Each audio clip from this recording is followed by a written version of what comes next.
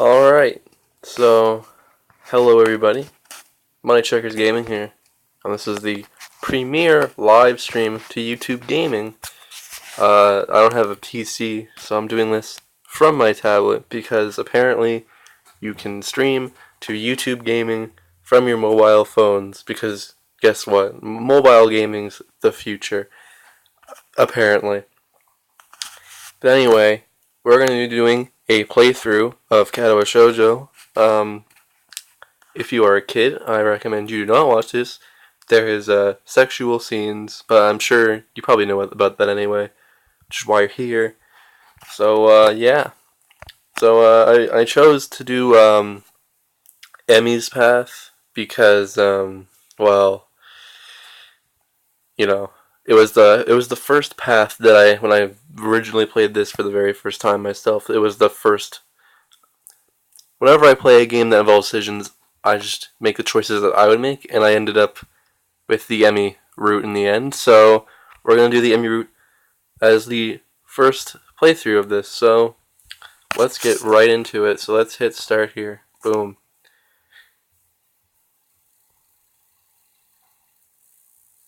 A light breeze causes the naked branches overhead to rattle like wooden wind chimes. This is a popular retreat for couples in the summer. The the deciduous trees provide a beautiful green canopy, far out of sight of teachers and fellow students. By the way, I just woke up, which is why I thought this would be a perfect time for this, because I'd stumble over words because I'm tired as hell. But now, in late winter, it feels like I'm standing under a pile of kindling. I breathe into my cupped hands and rub them together furiously to prevent them from numbing in this cold. I sound like a rapist, oh god. Just how long am I expected to wait out here anyway? I'm sure the note said 4 p.m. Ah, yes, the note slipped between the pages of my math book while I wasn't looking. Oh, classic. As far as cliches go, I'm more of a fan of the letter in the locker, but at least this way shows a bit of initiative. As I ponder the meaning of the note, the snowfall gradually thickens. The snowflakes silently fall from the white painted sky.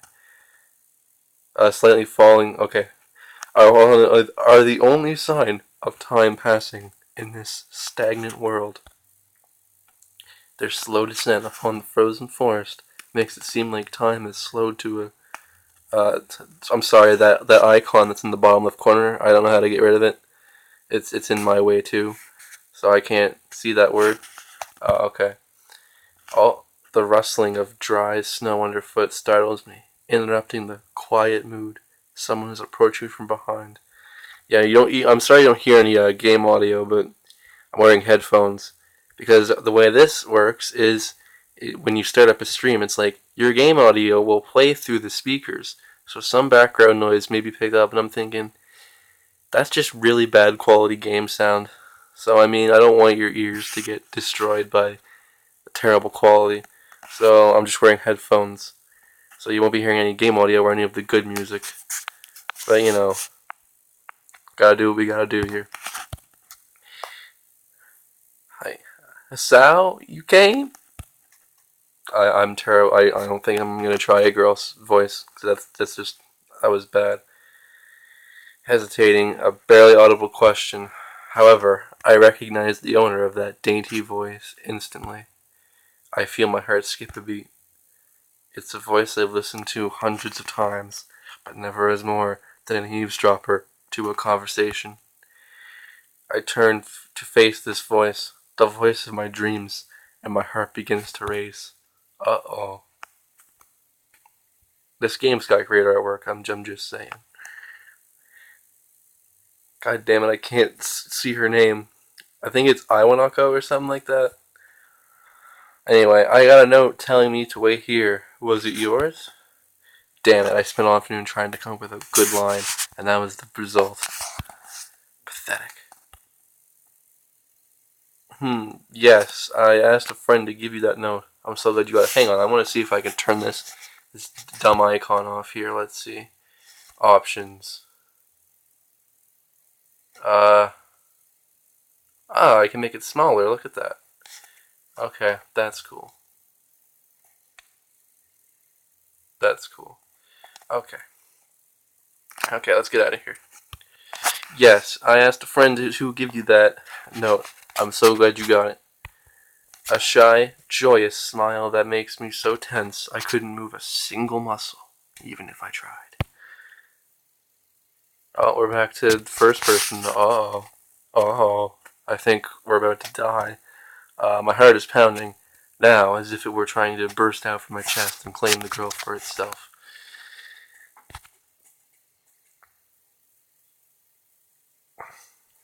I just like to think that he's sitting there with that, expression on his face the whole time, just his mouth just hanging open like that. That's totally what I would do anyway. So, here we are, out in the cold. Once again, the wind stirs up the branches. The cacophonous noise is music to my ears. Iwanako flinches ever so softly against the gust of wind. As it passes, she rights herself as if supported by some new confidence. Her eyes lock with mine, and she lazily twirls her long, dark hair around her finger. All the while, the anxious beating of my heart grows louder. Dude, I think you're dying here. My throat is tight. I doubt I could even force a word out if I tried. You see, I wanted to know, if you'd go out with me. I stand there, motionless, save for my pounding heart. I want to say something in reply, but my vocal cords feel like they've been stretched beyond the breaking point. Hisao? I reach up to try and massage my throat, but this only sends spikes of blinding pain along my arms. Hisao? I can't really put any emotion into this because I'm so tired, but whatever. My whole body freezes, save for my eyes, which shoot open in terror. Uh-oh. We're going down. The beating in my chest suddenly stops, and I go weak at the knees. The world around me, the canopy of bare branches, the dull winter sky, Iwanaka running towards me, all these fade to black. The last things I remember before slipping away are the sounds of Iwanaka screaming for help and the incessant clatter of the branches above. So yeah, there we go. This is the intro. So yeah, Four Leaf Studios presents. So yeah, guys, how's it going?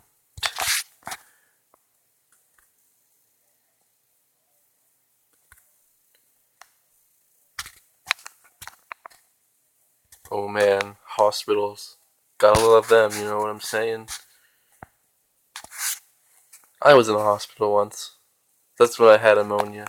It was not fun, let me tell you that.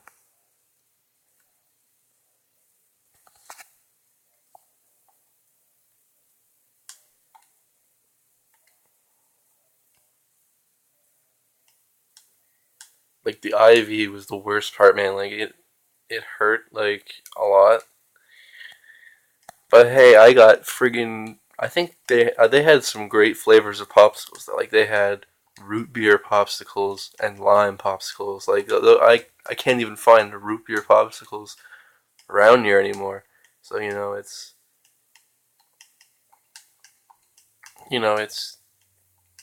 I wish I could because it was such a good flavor.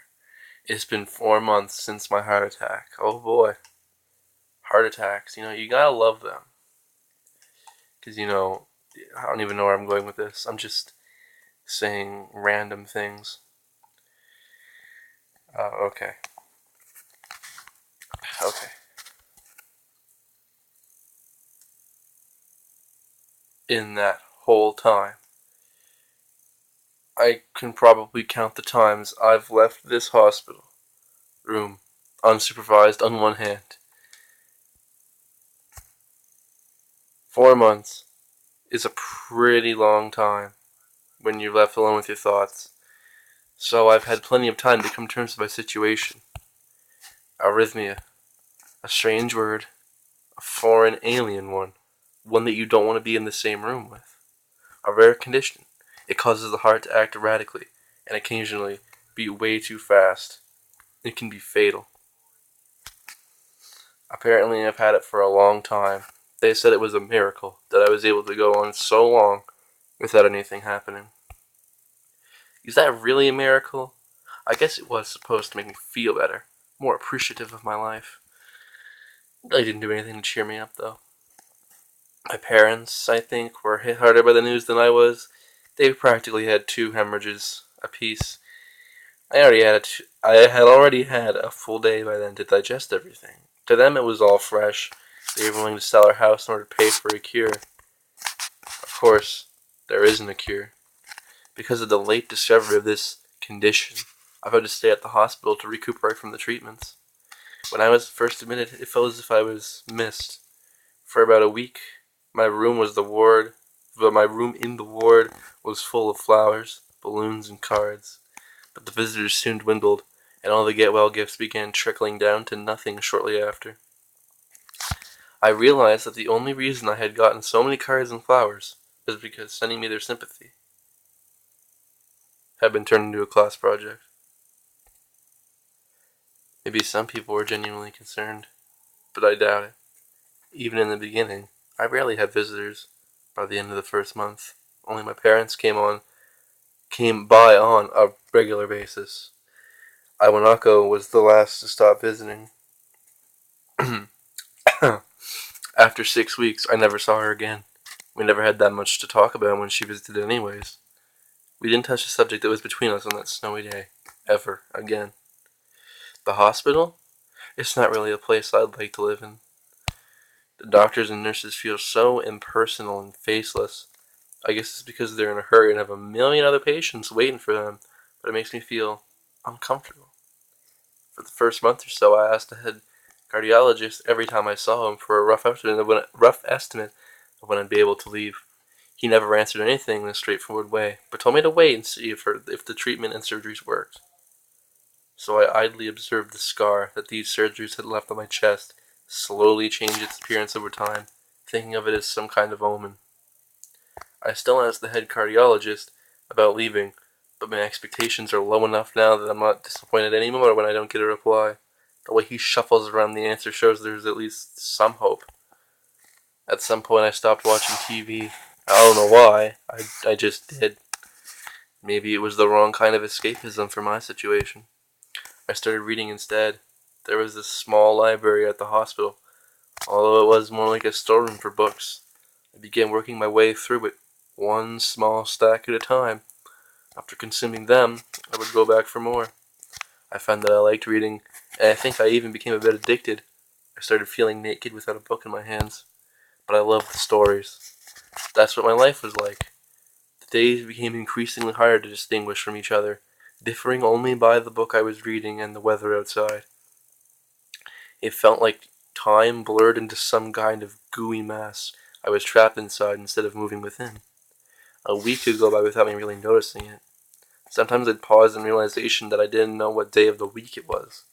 But other times, all the things that surrounded me would painfully crash into my consciousness through the barrier of nonchalance I had set up for myself.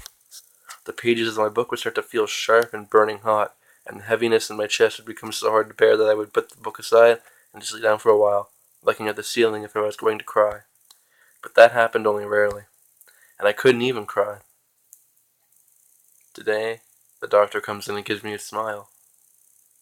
He seems excited, but not very. It's like he's trying to make an effort to be happy on my behalf. My parents are here. It's been a few days since I've last seen them. Both of them are even sort of dressed up. Is this supposed to become a special occasion? It's not a party. There is the ritual the head cardiologist has. He takes his time sorting his papers and setting them aside as if to make a point of the pointlessness of what he just did. Then he casually sits down on the edge of the bed next to mine. He looks me in the eyes for a moment. "Hello, Hasao. How are you today?" I don't answer him, but I smile a little back at him. "I believe that you can go home. Your heart is stronger now, and with some precautions, you should be fine. We have all your medication sorted out. I'll give your father the prescription."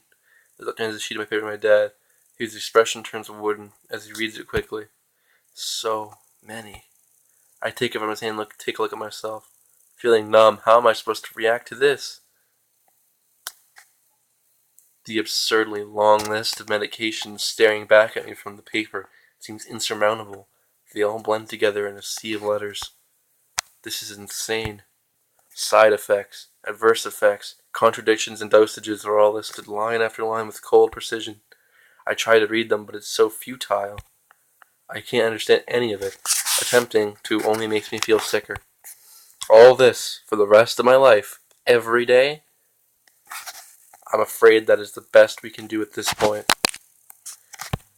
However, new medications are always being developed, so I wouldn't be surprised to see that list fade over the years. Years? What kind of confidence booster is that? I'd have felt it better if he hadn't said anything at all. Also, I've spoken with your parents, and we believe it would be best if you don't return to your old school. What?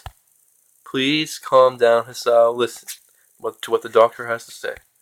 Calm down. The way he says it tells me he knew full well I wouldn't like it. Am I going to be homeschooled? Whatever my concern shows, it's ignored. We all understand that your education is paramount. However, I don't think that it's wise for you to be without supervision. At least not until we're sure that your medication is suitable. So I've spoken to your parents about the transfer. It's a school called Yamaku. I'm sorry if I butcher these Japanese names. Academy that specializes in dealing with disabled students. Disabled? Am I? It has a 24-hour nursing staff, and it's only a few minutes from a highly regarded general hospital. The majority of students live on the campus. Think of it as a boarding school of sorts. It's designed to give students a degree of independence while keeping help nearby. Independence? It's a school for disabled kids. Don't try to disguise that fact. If it was really that free, there wouldn't be a 24-hour nursing staff, and you wouldn't make a hospital being nearby a selling point. Of course, that's only if you want to go. But your mother and I aren't really able to homeschool you. We went out there and had a look at it a couple weeks back. I think you'll like it. It looks like I really don't have a choice here. Compared to other heart problems, people with your condition usually tend to live long lives. You'll need a job one day, and this is a good opportunity to continue your education. This is an opportunity. Don't call it an opportunity. Don't call it a goddamned opportunity. Well, you should be excited, and hello there. I don't know. I don't know if I'm going to be going through this whole story in one go. I mean, I'm probably going to stream for a few hours at least. Well, you should be excited at the chance to go back to school. I remember you wanted to return to school, and while it's not the same one, a special school that's an insult, that is what I want to say. It's a step down. It's not what you think. All of the students there are pretty active in their own sort of way. It's geared towards students that can still get around and learn, but just need a little help in one way or another. Your father's right, and many of the graduates of the school have gone on to do amazing things. A person doesn't have to be held back by their disability. One of my colleagues in another hospital is a graduate. Well, good for you, doctor. Jeez. I don't care. A person doesn't have to be held back by their disability. That's what a disability is. I really hate that something so important was decided for me. But what can I do about it? A normal life is out of the question now. It's funny. I had always thought my life was actually kind of boring, but now I miss it. Well, I think my life is boring right now, so I want to protest. I want to blame this lack of reaction on shock or fatigue. I could easily yell out something now. Something about how I can go back to school anyway. But no, I don't say anything. The fact is that I know now it's futile. I look around the room, feeling very tired of all this. The hospital, doctors, my condition, everything. I don't see anything that would make me feel any different. There really isn't a choice. I know this, but the thought of going to a disabled school, what are those even like? As much as I try to put a positive spin on this, it's very difficult. But let me try. A clean slate isn't a bad thing. That is all I can think of to get me through this. At least I still have something. Even if it's a special school, it's something. It's a fresh start, and my life isn't over. It would be a mistake just to resign myself to thinking that. At the very least, I'll try to see what my new life will be like. Well, look at that, being all positive.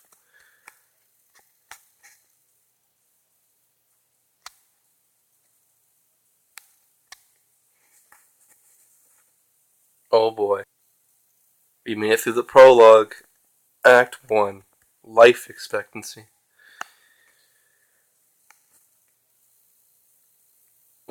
was. In fact, gates in general seem to do that, but this one especially so. And I just love how you're just talking about a gate here. Like, okay.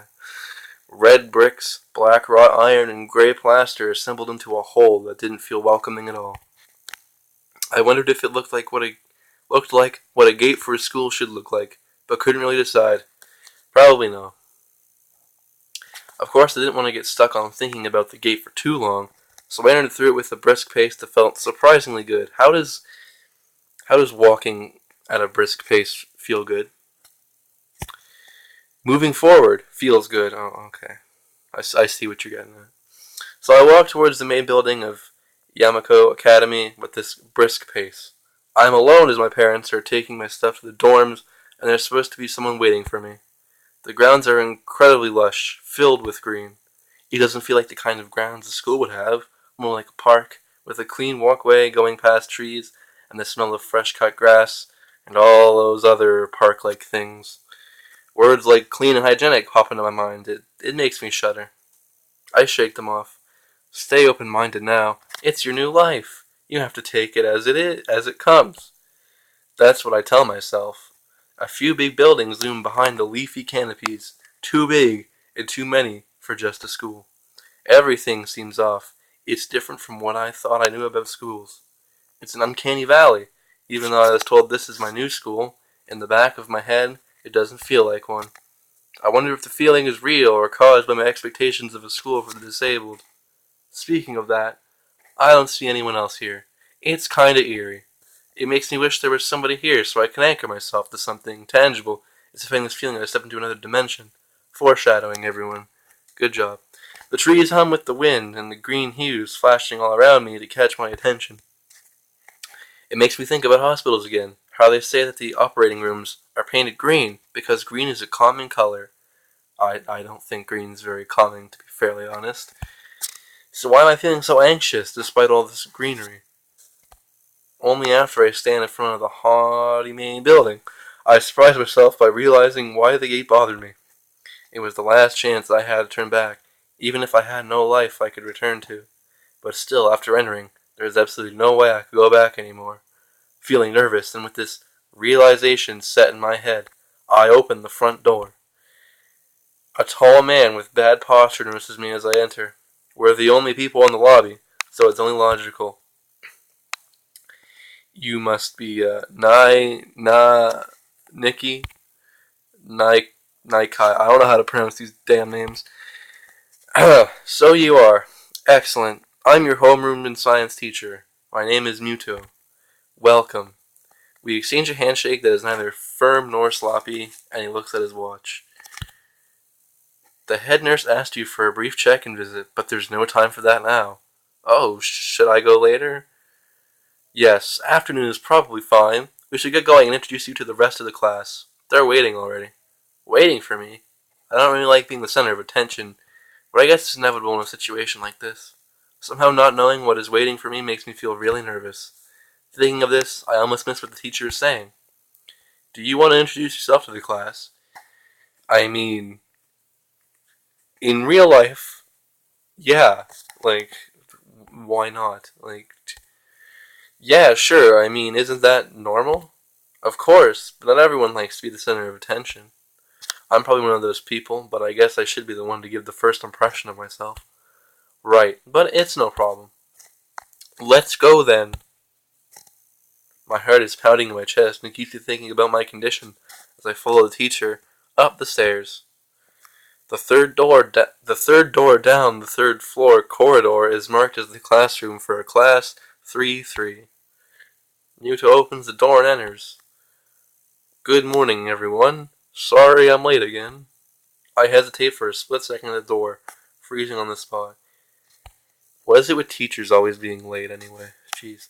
Get a grip. This is a big step. I know that, but there isn't any point to worrying so much about it. At least not this soon. Okay, I'm forgetting English now. I follow the teacher into the classroom and look around, partially, so I won't have to meet the curious gazes of my new classmates. It's pretty spacious. The ceiling is unusually high, and there's lots of space left over around and in between the desks. An entire wall taken up by blackboards and the high old-fashioned windows only make it seem larger. The students' desks are just standard wooden desks with a shelf underneath for books and wooden chairs with metal frames. Simple and efficient. I stop walking in front of the classroom and face the other students. They all look normal, like students in any other school. But then why would they be here? They're probably like me and have something wrong with them. It's only not just immediately obvious. They notice that one of the class turned invisible. It's weird seeing someone sitting with a cane. My cat is doing something. Hey! Hey!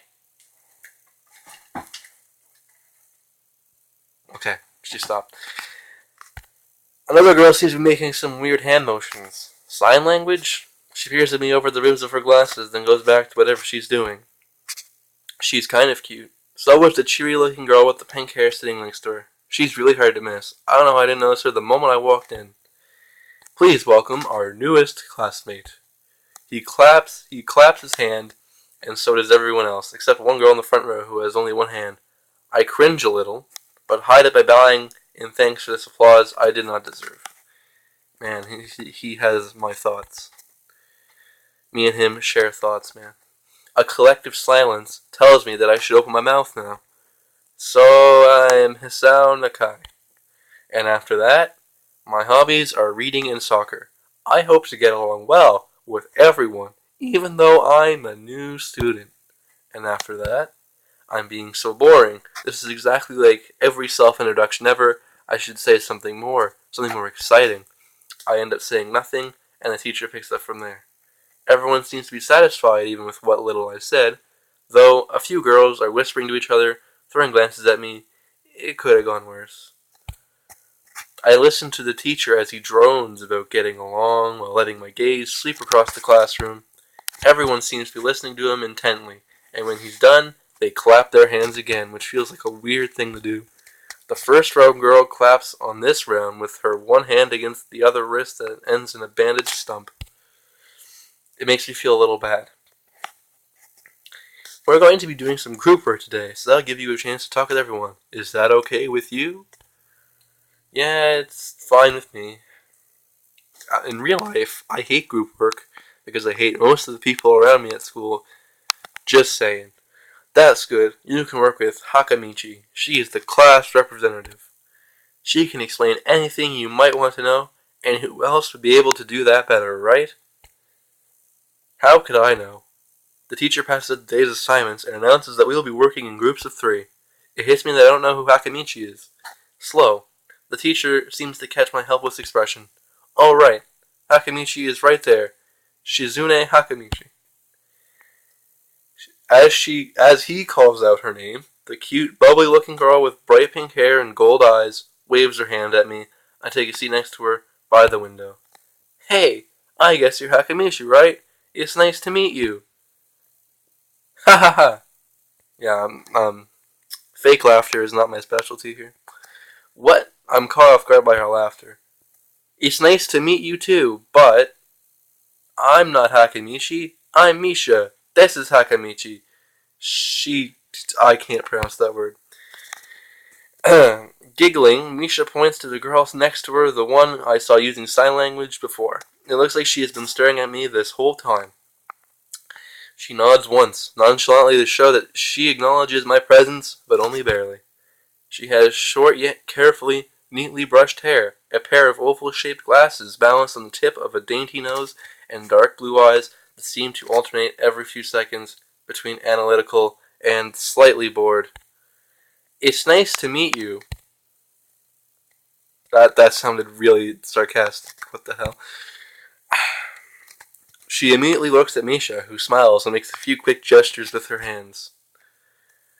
Hakamichi nods and makes a few gestures of her own. I start to wonder if the teacher was messing with me, saying things like, you'll be able to talk to people, and who better to explain things to you? I can see you're a little confused, right? Right? But I understand why you would think I was Shi-chan. There we go. That's probably right. Shichan is deaf, so I'm the person who translates things back and forth for her. I'm like an interpreter. She says, it's nice to meet you too. You're the new student, aren't you? Well, Shichan, of course he is. If he wasn't, he would have been standing up there for no reason. Right? Right?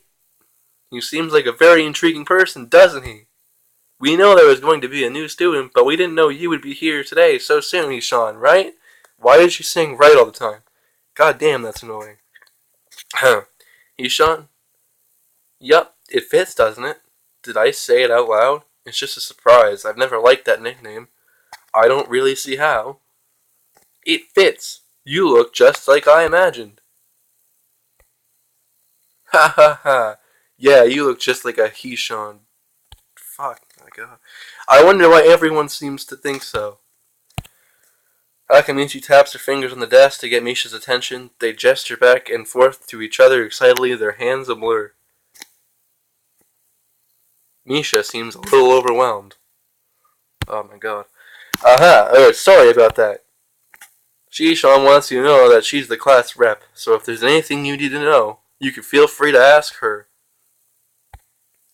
Do you like the school so far? We can show you around a little if you hadn't had the time to walk around and familiarize yourself with it. Misha stumbles with the hard word a bit, making it stick out in her otherwise fluid translation. Thanks. That'd be pretty helpful. Yeah, I just kinda came straight to class today. Ha ha ha. That's no good. You should always try to learn as much as you can about where you're going before you go there. Not just with school either. Always. Even if it's a trip to the convenience store. Really, Shichan? Ha ha ha. Learn about where you're going. I guess I didn't bother to do that, or just didn't care enough to do so. I didn't look forward to this, even if I committed myself to going along with it, half-assedly, but anyway. I don't say anything. And Nisha signed something that ends in a shrug. What was that? It seems like it was about me. God, I sound like a fucking weirdo. Okay. I feel like slumping over in my seat. Both of them are smiling, but that shrug hit me unexpectedly deeply. You look down. Are you okay? Don't take it the wrong way, please. I hate it when people are afraid to ask questions. That's how people learn things, by asking. Asking for help is perfectly normal, as much as needing help. Stop looking like you just failed a test. Yeah, I'm not fake laughing anymore. Alright. And another thing, you don't have to call Shichan something so formal like Hakamichi, your class rep all the time. Just call her Shichan. Nice pause there. Okay, maybe that's too casual. Maybe Shizune would be more appropriate. Yep. Shizune is fine. Okay, that'd be a lot easier for me. I feel a lot more at ease. Both of them seem so friendly, so I feel like an idiot for being so apprehensive earlier, especially about Shizune, who I assumed to be all business. Well, she still seems like that, just less so, I guess. Huh? Alright, we haven't even touched the assignment. We should start work now, or Shichan will get mad. The assignment is also kind of long, so we should start now if we want to finish it before the end of class. Waha! That too. Oh, God. Shizune glares at the two of us impatiently. I don't need to know sign language to understand that. Okay, I get the message. After class, we can take a walk around the grounds together. It's a nice day today, okay? The assignment is actually very challenging to get through, combining aspects of being both difficult and unnecessarily long. Oh man. Still, we finish it a few minutes earlier than anyone else in the class. Wow, it's just like me in Ocean's class. Great. Okay. Despite our late start, Shizune and Misha are really capable. They're quite different though. The class rep is as calm and professional as she looks, while Misha is a lot more playful and girlyish, not to mention a little more easily distracted. To be honest, the two of them did most of the work. I feel guilty about that. The clock tower bells ring, signaling the end of the period. Time for lunch. Without knowing what else to do, I follow Misha, who is beckoning me into the hallway and down the stairs. We descend even below the lobby where I meet Muto, down to the bottom floor. Just like everything in this school, The cafeteria seems too spacious and oddly modern in contrast to the classic exterior. Its big windows open to the courtyard towards the main gate. It's the cafeteria! No, really, I thought we were in the gym. Her enthusiastic statement of the obvious makes people around us stare, but Misha doesn't seem to care, so we proceed to the line. There is a rather long list of menu options, which seems great until I realize that many of them are to accommodate students who need special diets. How nice! It feels like almost I'm back at the hospital, eating portions measured with scientific precision to meet the needs of the patients. I pick something at random and follow Shizune to a table sitting opposite of her. As I nibble indifferently at the food I'd rather not eat, Misha pokes me in the side to get my attention and points to Shizune. I don't understand signs, so the point escapes me. Maybe looking at a person who talks to you is proper and polite? Do you want to know something? What? About anything. We're your guides, so you should ask if there is something. I wonder. I think I actually got everything I need to know. Thanks. I can't think of anything, really. Ooh, that means we've been good guides, doesn't it? Doesn't it? If you say so. Misha positively beams, and so did Shizune after a quick translation. I shake my head at their somewhat exaggerated enthusiasm and shift my focus on the food. Misha and Shizune sign back and forth very animatedly, throwing sideways glances at me, but Misha refrains from translating. Maybe they are talking about secret girl stuff or something. I quickly notice a conversation in sign is not enough to fill a silence. We arrive in the class early, but we're not the first. The dark-haired girl I noticed before is slumped over her desk at the last row. She jumps a little when Misha crashes into the room with the elegance of a rhino. She shrinks deeper into her seat. I can feel her tension all the way from here, as if she were slowly turning into stone just from her presence. Misha and Shizune either don't notice or don't mind it, as they walk directly past her to their seats and begin to converse. I'm left wondering about her, even when the classroom slowly fills with other students. And finally, the teacher. Getting into the rhythm of school feels strange. It's as if my brain remembers how this is done, but my body doesn't. Towards the end of class, I start yawning and counting the minutes left. I shouldn't be this tired on my first day of school. Oh, I mean, it's the first day of school. I'm usually tired by the end of when I get there. Before long, the final bell rings. School is finally over for the day. Beside me, Misha and Shizune are having a short conversation. After a bit of deliberation, Misha turns to me. Unfortunately, we can't stay and show you around today, Hishan. We got to hurry already, since there is a lot of work for us to do. You'll find your way around here. I'm sure of it. Ah, wait, the teacher said I have to see the nurse. Where do I have to go? Is that so? We can at least show you that much. Come on, the nurses have their own building, so we have to go outside. We join the flow of students making their way down the stairwell and outside, with the girls pointing out other senior classrooms in the same hallway as ours. When we get outside, the girls make their way to the smaller building right next to the school. It's built in the same style, so it looks like it's actually part of the main building. Well, I think that's why it was built in the same style, so that it would look, this very similar. This is the auxiliary building here. There's a lot of official and important stuff inside, like the Yamako Foundation office and all the nurses' offices. They even have a swimming pool. How is that official? Don't be silly, Hishan. It's for physical therapy, of course. Anyway, all the nursing staff facilities are in there too. The head nurse's office is on the first floor. You'll be fine from here, right? We'll be going then. See you tomorrow. Yeah, thanks. Bye. A whole building for stuff that has nothing to do with the actual education. I guess it's necessary for a place like this. I walk in, hoping that this really will be only a quick visit like the teacher said. On a white door on the left is a green cross with the text, Head Nurse, and a nameplate. A voice from the inside responds to my knock almost immediately, but I can't quite make it out. It sounded a bit like an invitation to open the door, so I invite myself further in. The room is not large, and it smells strange. A friendly-looking man turns around on his office chair to face me as I enter.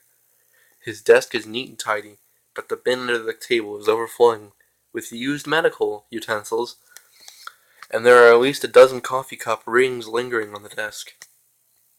Best character and the whole visual novel right here, man. Hello there, what can I do for you today? He is young-looking and sort of rugged, but the dimples in his cheeks wash that impression away when he smiles. Are you the nurse? I mean, look at that smile, man. Nothing gets better than that. He smiles like a person who has heard this very same question hundreds of times. Why, yes, I am. It says so on the door, no? You can call me by my name, or just the nurse, like everyone else does. Of course, I shake off my confusion, realizing I probably should grab his extended hand. His handshake is rather firm and friendly. Right, I'm a new student, and my homeroom teacher told me to come and meet you. My name is Asao Nakai. His eyes light up with revelation, and he snaps his fingers. Like that. Oh, you're that Nakai. I was just reading your file in the morning. Some kind of chronic arrhythmia and related congenital heart muscle deficiency, right? He gestures me to sit down in a vacant armchair in front of his desk. Yes. Good. We've probably been briefed about the school enough, so I'll just go over this quickly.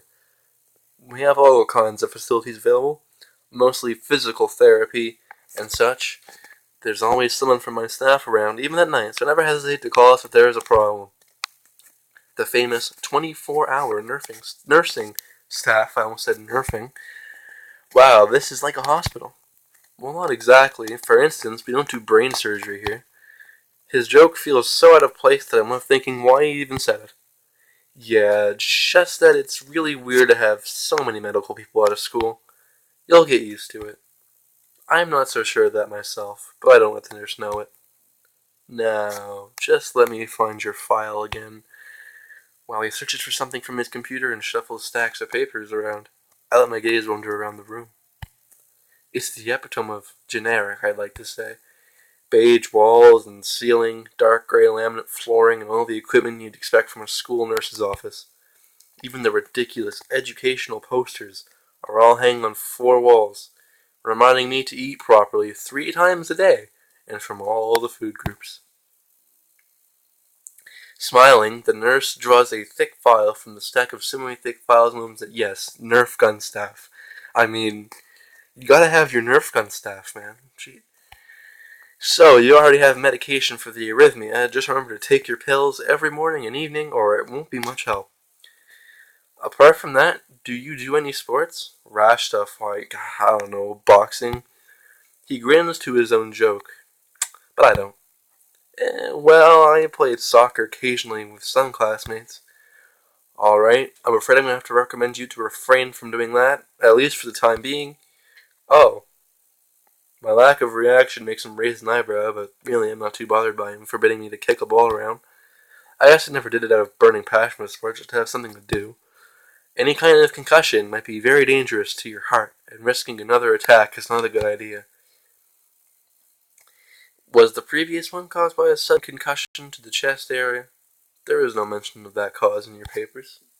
Not exactly. I mean, I was just talking to a girl, and my heart just sort of exploded. I sidestepped the question acceptably, and he glances over at me over his papers with a more serious expression on his face. Still, you need to keep your body healthy, so some exercise would do you good. We have physical therapy and such available, as I said, but I don't think you really need such heavy measures. Just get some light exercise regularly. Brisk walls or even light jogging, jumping rope, that sort of thing. Swimming maybe? There's a pool here. So I was told. You were very good. At any rate, and I'm sure you've been told this before, you just need to take care not to overexert yourself. He wags his finger to emphasize the point. No need, really. I've heard this 1,000 times already. Absolutely no unnecessary risks. Take care of yourself. Okay. He goes over my papers one more time and sets them on the desk, obviously content. Good. That's it then. Come meet me if you ever need something. I will. I'm ushered out before I even realize it. A quick visit indeed. I end up standing in front of the main building and the auxiliary building. Although to my eyes, they still look one and the same. It's the first real look I get at the other students. I watch people coming out of the school, going towards the gate or the dorms. Everyone seems to know where they are going. And I still keep thinking that most of them don't look too special for being students at a special school. Then again, neither do I. Does that make me one of them? One of us? I should go somewhere too, to prevent me from getting lost. It's around dinner time, but I feel tired instead of hungry. The weariness in me only grows as I trudge towards the dorms, set a little way apart from the main building complex. There is a garden of sorts between the school and the dorms, shrubbery, flowers, and that overbearing smell of fresh cut grass that fills the atmosphere. It dawns on my tired mind that the smell feels novel because I haven't been outside at all for so long. The dorm building is big, not so big, and is made of red brick. Like the others, it feels way too pompous for what it is, so I push forward, going inside. It takes more time than necessary to fish out the key I was given from my pocket. Room 119. Despite the ornate exterior, the inside of the dorms is fairly new, functional, and boring. Just like in the main building, the halls and doors are wide to accommodate wheelchairs. The same goes for the elevators at the ends of the hallways. I poke my head around the corner of the common room door. Inside, a few students are watching the television. One nods and gives a quick hello before turning back to the TV. Seems that only the girls around here are sociable. I suppose that's perfectly fine with me. I climb the stairs to the upper floor. Here, small corridors branch off from the main hallway. Each of these minor halls seem to have a toilet and shower, as well as 4 rooms. About halfway down the hall, I spy room 119. The nameplates in the room adjacent to mine are blank. I guess there are just 2 of us here. Light shines from below the door of room 117, so I knock lightly. Hello? Is anyone home? From inside I hear a few movements and the sudden clicking of way more locks than I thought these doors had. After a moment, the door squeaks open. A bespectacled boy is standing in the doorway. He is looking at me very intently, through his extremely thick eyeglasses. Who is it? Blind? No, at least not completely. Why would he have eyeglasses if he was? He leans closer to me until our noses are almost touching. His breath stinks of garlic. Hisao Nakai, I'm moving into the next room. I thought I should introduce my... His face suddenly brightens in realization, and he stands back upright, thrusting his hand out in a smiling greeting almost straight to my diaphragm. Oh, sup, dude? Name's Kenji. Hi. I take Kenji's sweaty hand and shake it, still a little riled by this sudden change of attitude and vehement welcome. There was some suspicious-looking people going in and out of your room earlier. It was probably my parents. Your parents? You sure? 'Cause they could have just been some other people, too. You can't judge a book by its cover. His out-of-place proverb was left hanging between us awkwardly. I was trying to think of somebody to respond. I'd say the chances are high enough. He shudders and makes some exaggerated hand gestures. You're a brave man, so... Me? I don't think I could trust the chances. The only one I trust is myself. Does that mean I shouldn't get to know you either? He thinks about this for a while. A wise decision. Damn, you are smarter than you look. Probably. What do you look like? I hope not smart. He squints his eyes and leans closer again, but I lean backwards to dodge it. Never mind. It doesn't matter. With that, he turns, fumbles around for a moment, and searches the door handle and shuts the door behind him. What a great man. I slide the key into the lock of the door marked 119. Bleak beige walls, white linen, a desk made of some type of light wood, ugly curtains. It's no one's room. Impersonal, like my hospital room was. My bags sitting at the foot of my bed, looking a lot emptier than they did this morning. That I just sound like a friggin' robot. The closet is sitting open, stocked with my clothes. Also, it seems there are a number of school uniforms hanging there as well. A note is pinned to the sleeve of one of the shirts. I need to check this battery here.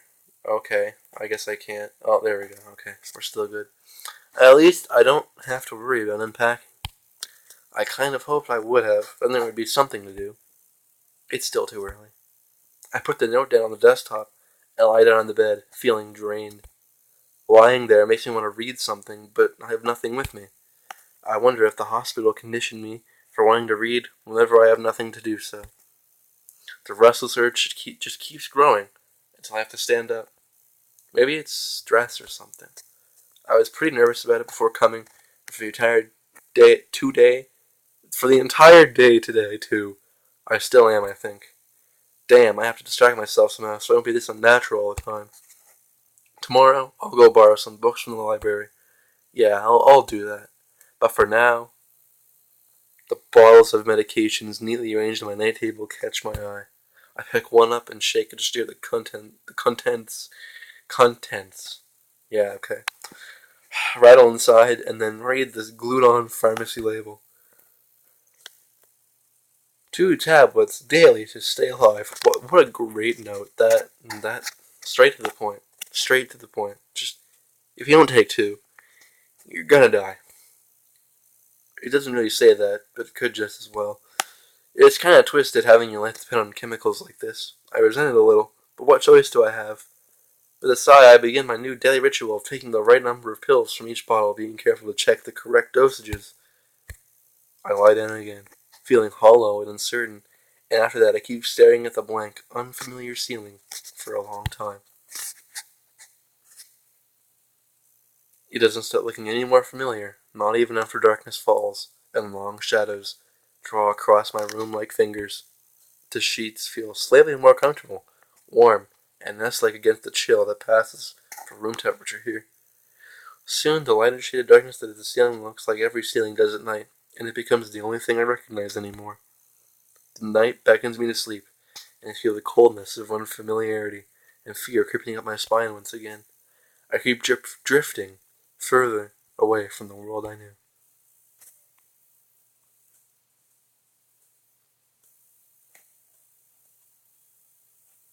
Oh boy. Oh boy. That transition. I wake up in a strange room.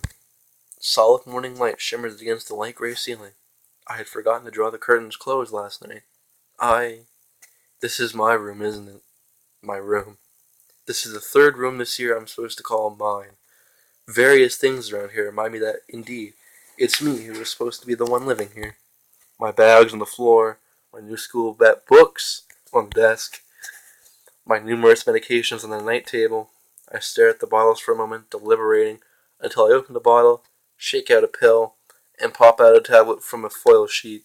I down them with a chaser of water without thinking about the chemistry. My uniforms are in the closet. I slink out from under the sheets and stretch my back before dressing up. Putting on a new school uniform feels like dressing in someone else's clothes. The artificial smell of generic detergent invades my nose, but the feeling of fresh cloth against my back is a good one, a natural one. It feels like a school uniform as it should. It's not much different from what I used to wear before. That goes for other things too. So far, this place seems more or less like a normal school, except for the people. I think back to my talk with Kenji yesterday, Misha's constant laughter, and Shizune's sweeping sign language gestures. Well, I've only met 3 students so far. Maybe they aren't that normal, but I'm sure others are. Or perhaps people like them are what passes for normal around here. Yeah, what does pass for normal around here? What do people do? I didn't see a lot of kids hanging around after classes yesterday, so maybe there are clubs. If so, I wonder if I should join one. All through class, the question remains in my mind. So I decided to ask Shizune about it when we split into groups. And after all, she did say if I had anything I wanted to know, I should ask her. She crosses her arms and shifts her gaze slowly to Misha, who looks more preoccupied with trying to grind the eraser of her pencil down so the top is perfect and evenly flat. I need to grab a drink. Hang on a second.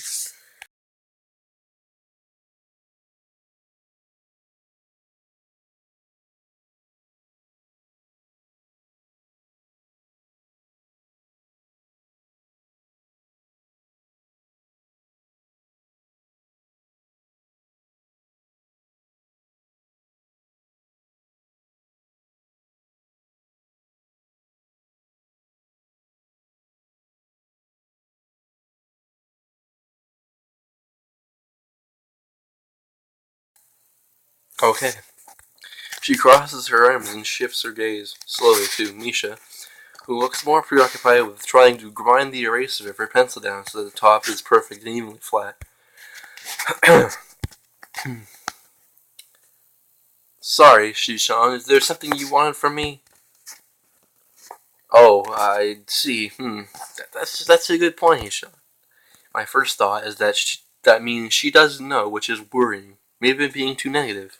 Well, anyway, Misha, please don't prove me right. Oh, that's right. Everyone is encouraged to join a club. A lot of people do so because there isn't really anything else to do. There are also school events, like the festival coming up in a few days. Almost every student in the school tends to help out with it, doing, well, whatever. So, you actually transferred in a busy time. Maybe you can help out too. Sure. What's the festival about? Misha freezes. I don't know, Ishan. The truth is, it's a local event, and I'm not from this area, so... She starts signing desperately to Shizune, asking her to bail her out. Shizune adjusts her glasses at the end of an oddly grandiose flourish and starts singing hard and heavy. Huh? Oh. Who cares? Misha puffs out her chest as she shouts Shizune's words at me with a disproportionate amount of pride. Too loud. I can see heads turning to look in our direction. Not so loud. Human beings evolve with each new generation. The ideals and beliefs behind the festival will inevitably change with time. Now it's about delicious fried food and amusing little games that you play to win prizes. The teacher clears his throat very loudly, batting his long wooden pointer against the other palm like a baton. He shoots a pointed gaze at us. Oh, he's gonna kick our asses. He's gonna beat us. Finally noticing where we are, Misha stifles a yelp and quickly quiets down. Shizune doesn't seem embarrassed at all, though brushing it off without a care. We are in the middle of class and should start working. That's right, Shi-chan. What? That's right? Sean, are you asking me because you're interested in joining a club? It could have been my eyes playing tricks on me, but I think I saw a suspicious glance exchanged between them. Misha's tone has also changed, although it does that every other word anyway. Yeah, I was thinking about it. Misha and Shizune look at each other again. I'm about to ask what they have in mind when something dark flutters in my peripheral vision, catching my attention. Out of the corner of my eye, I see the girl with the long dark hair get up from her desk and slip silently towards the door. It doesn't seem like that she was working in any group, and no one seems to notice her but me. I glance at the teacher who was looking at the dark-haired girl go, why doesn't he say anything? Sean, is something wrong? Do I look uneasy as I feel? Or was Misha just looking at me looking after the girl who left? No, nothing. Okay. Well, like we were asking, you don't have any plans for lunch today, do you? I thought I would go to the library and pick up some books. Not really. Do you want to have lunch together then? Sure. Yay! Okay, Sean. Perfect. God damn, man. Crazy girls. The rest of class passes uneventfully. The girl with the long hair never came back. Before I have the time to put any more thought into where she could have gone, the teacher informs us that it is time to stop working. Shizune looks more than a little annoyed that we only just barely managed to finish all our work on time. I'm just glad we finished it at all. It's not a contest or anything. Yes, it is, Ishan. Impossible. Really? Really? I noticed this before, but it's kind of funny how Misha is always moving her hands and signing not only everything she says, but what anyone else is saying at any given time. Obviously, it must be so Shizune can understand it. Her eyes dart back and forth between Misha's hands and me. I don't know who I'm supposed to be looking at. I'm talking to Misha, but that may be wrong. Maybe I should face Shizune. I'm used to looking in the direction of the person whose voice I'm hearing, but really, Shizune can't hear me. But it would be disrespectful to talk to her only through Misha. Then again, isn't that what she's doing? No. She's at least looking at me. This is all very confusing, and will take some time to get used to. It's not a contest, because contests are competitions over a prize. If there's no prize on the line, it's not really a contest. Shizune's eyes flash dangerously with a competitive glare. She stares at me, as if surprised that I'm challenging her. I think maybe this is a contest to her. I never noticed before how dark and blue her eyes are. It's truly an alluring gaze. Are you sure, Ishan? Very sure. Ha ha!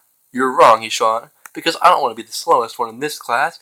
Therefore, what's on the line is my confidence in my abilities, and the prize is the satisfaction of proving them. Laughter. Laugh track. She suddenly pushes her glasses up, the bridge of her nose in a very matter-of-fact way. I'd argue more, but the bell rings, and she quickly gets up and picks up her bag, looking at me expectantly.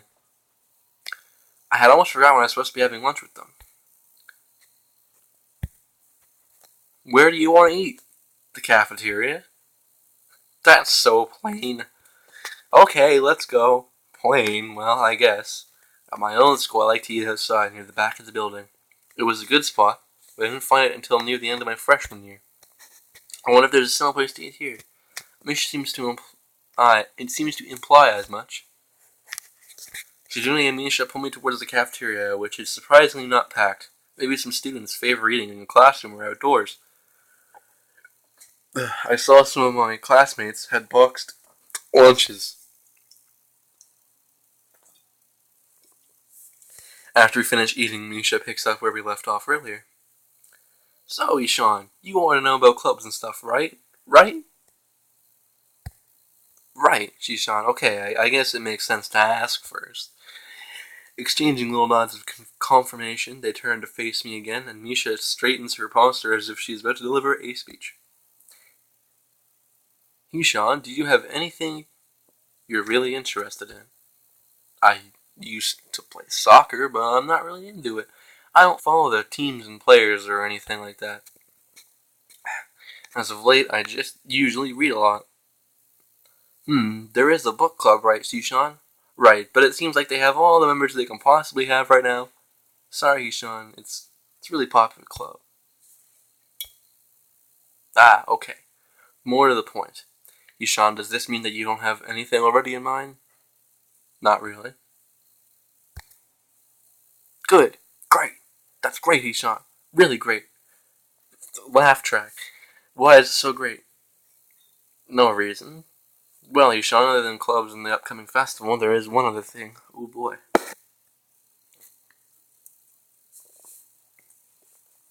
This live stream is brought to you part by tap water. Go get your tap water today. It's very very good. Oh god. Student council. I didn't know this school had a student council. That was a very melodramatic setup, though, just to tell me that. I'm pretty sure the two of them know this, because Shizune looks a little embarrassed about it, and Misha is laughing. Shizune quickly retains control of the discussion in a manner of speaking. After all, it's still Misha who has to voice whatever she says. Haha. Right, right. Ishan, maybe you should join the student council. They could use more people. Yes, definitely. You should definitely join the student council. Join it. Join the student council. Join the student council. Advertising. Why? Well, for one, we could hang out every day, Ishan. Shichon and I are both in the student council. Actually, Shichon is the president. Can I call Shichon Seashell? No, I'm joking. Okay. I'm starting to get used to the suspicion that Shizune and Misha might not exactly be the most unbiased people to talk about this with. As if reading my mind, Shizune quickly adjusted her glasses and signed something to Misha. Of course, we're not trying to get you to join just because we would obviously benefit from you joining the student council, and therefore have an incentive to try and get you to. So you're admitting that. No, we admit nothing. I mean, Ishan, of course, it would be nice if you joined, and we'd appreciate it. But even without all that, joining the school student council shows a healthy interest in the workings of one's school.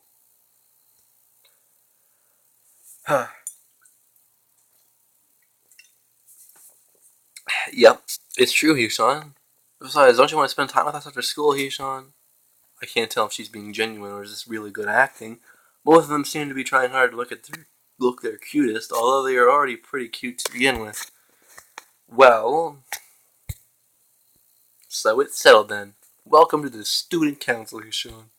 What? No, no. Aw, see, Shishan, of course it wouldn't go so easily. Yup, that's right though. It would be boring if it went that smoothly. Oh well, Shishan owes me candy now. You were betting on it? Hey, my life is out of game here. Shizune seems very intrigued by this when Nisha signs it to her.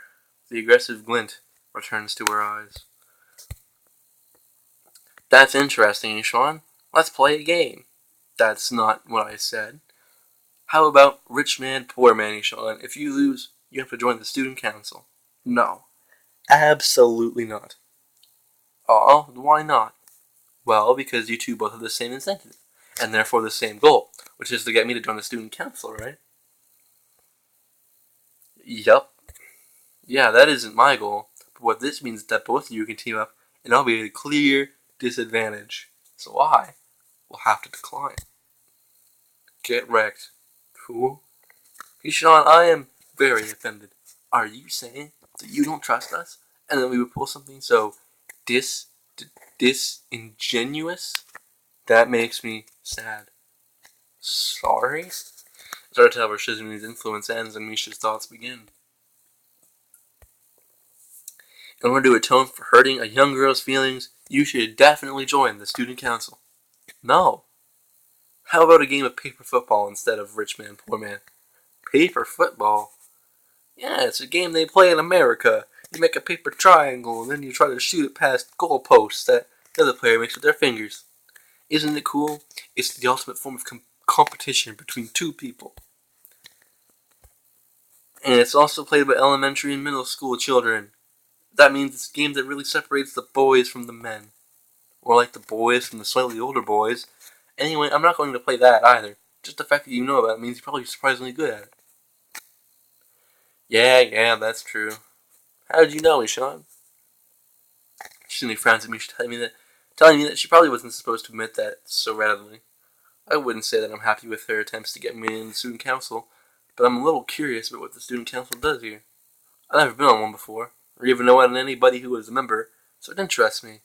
I also kind of like Shizune and Misha, so maybe it wouldn't be so bad. Okay, how about Risk? The game of world domination. I don't know what that is. It's really fun. You fight for control of the world with armies and everything. Sounds like Shizune would be good at it. If you want to play, we can after school. Really, Shichon, you can play just for fun, Shichon. Shichon hasn't played in a long time, so if you want to, there are no strings attached. Well, okay then. Okay. Perfect. We'll see you after school in the student council room then, Shichon. Wait, why there? Because that's where we keep the game. Laugh track. I grimace to tell them how much I do not like this, but it's far more for show than anything. So in the end, I agree. only after getting Shizune to acknowledge that I don't mean anything concrete by just accepting to take a look around and play a game with her. Lunch ends and we go back to class. Oh, there she was. During an afternoon class, the long-haired girl comes back, and sits down in her seat without a word. Again, no one seems to notice, or if they do, no one says anything. I want to ask Misha about it, but I don't want to be nosy. After school, Shizune and Misha quickly find me by the first floor lobby and latch onto me, covering each flank in case I might try to escape. I feel a little offended, but I've been considering it. Nevertheless, I've been a bit disturbed that enough people have made a break for it in the past that they're on their guard. What's with the escort? This doesn't make me feel very comfortable. In fact, it makes me feel like a dangerous prisoner being transported to his cell. What's wrong, Hishan? That's right, we were just going to go play a game of Risk, remember? I don't know, Misha, this all seems a little sinister to me. I start thinking that when we sit down to play the game, they'll tie me down and torture me until I agree to join the student council. Well, that's highly unlikely, but still, for some reason, it just seems like it would be so plausible. Getting to the student council room is as simple as turning 2 corners from where we started. What? That's it? This makes you guys being so on top of me seem a little silly. That's not true, Ishan. Shichan says that when their life is threatened, people have shown the capability to pull off superhuman bursts of speed. Life is threatened? Her expression unchanging, Misha signs something immediately to Shizune, who makes a baffling face and puts her hand behind her back, looking pleased with herself.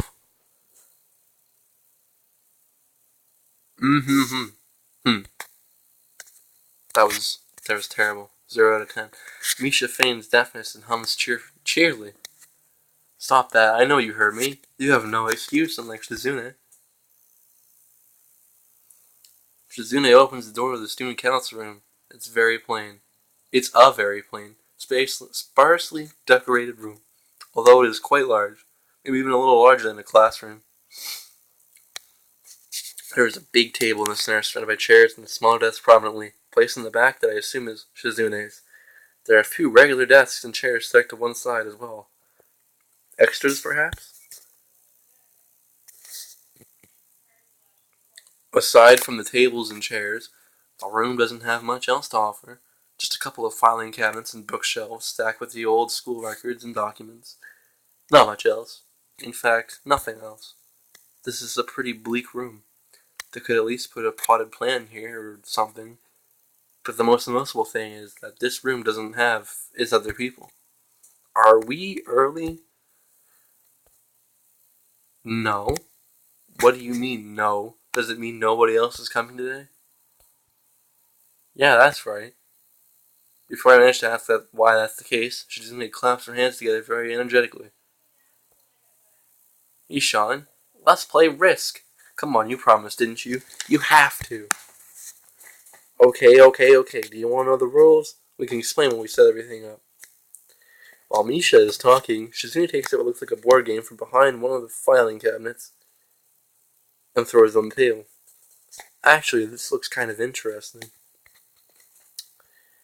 After Misha spent a little too long for her liking running through the basics with a somewhat vague and confusing tutorial, Shizune cuts in and declares that the game has started with a decisive motion, slicing her arm through the air. Shizune's aggressiveness is rubbing off onto me. I start feeling more competitive than I intended to be when I agreed to this.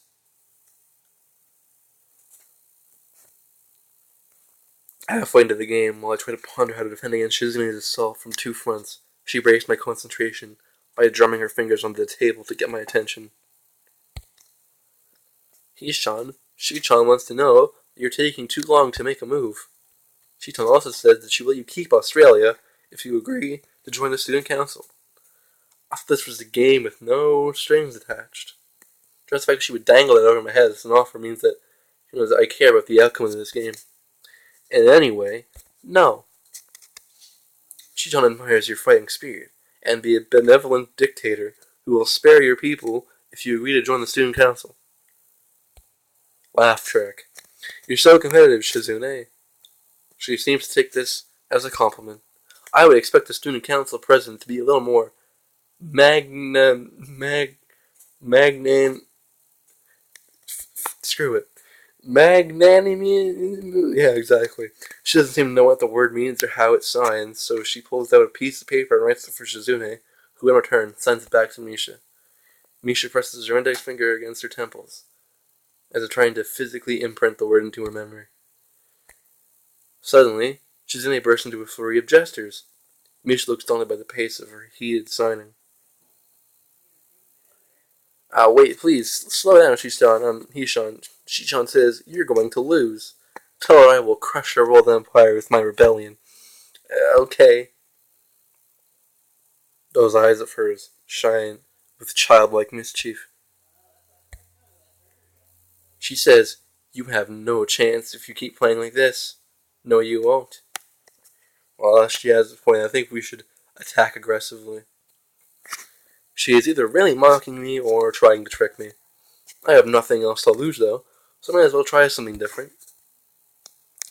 Maybe if I spread out my forces and try to control more territories, I can recoup the advantage. Shizune seems to focus more on conquering whole nations, so maybe I can sacrifice my hold on continents to gain more small countries. It's worth a shot. A few turns later, I end up losing the game anyway. Shizune adjusts her glasses victoriously and allows herself to tentatively pump a fist in the air for celebration. I win! I win! Yay! There's no need to translate that. It was pretty clear, you know. Don't look so sad, Sean. You really gave it your best. That's what I thought. Sometimes your best just isn't good enough, though. If anyone knows that, it's me. You did very well for someone who just learned how to play today. Ishan, you attacked Iceland and North America at the same time. That's a very daring move. Ishan is impressed. Well, I mean, if we're attacking Iceland here, they don't really have much defense. So let's be fairly honest. It's Iceland, okay? And I mean, okay. The mark of great people is that they are daring and that they can follow through. You're already halfway there, isn't that great, Ishan? That isn't enough, though. Just potential isn't enough. There is no point to potential if you don't take the first step, and there's no point to that if you don't keep going. I want to see more. You're right, Shichan, but that's so demanding. Shizune leans forward, suddenly looking a lot less playful and more like the serious person I expected her to be from the start. Ishan, would you like to join the student council? She really doesn't waste any time, does she? But it's only my second day of school, so I'm hesitant about committing to something so early. I haven't even taken a look at any other clubs yet.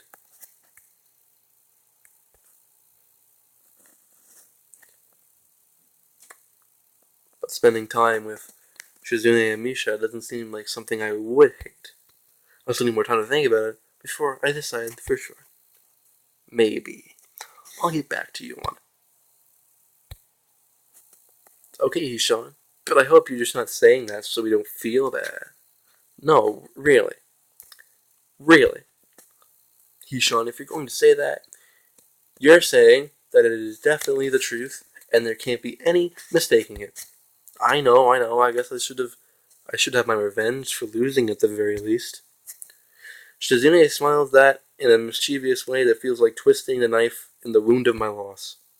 I take a glance at the clock on the wall and realize I spent far longer playing Risk than I expected. Sorry, I think I have to go. I wanted to go to the library. It's not closed yet, is it? Shizune scratches her head and gestures at Misha. How hard can it be to determine whether the library is open? There's a clock right there on the wall. It should be, unless the librarian is absent. I think you're right, Shichan. We think the library is open. It's on the second floor. Can't miss it. Do you want us to show you where it is? No thanks. It's okay. See you tomorrow. Bye bye. Alright. So I think I'm gonna end the stream here because A, the battery is starting to die faster than I was expecting it to, and B, my throat can't handle all of this reading. So I don't know when I'm gonna do another one of these, but I'll be sure to do it soon.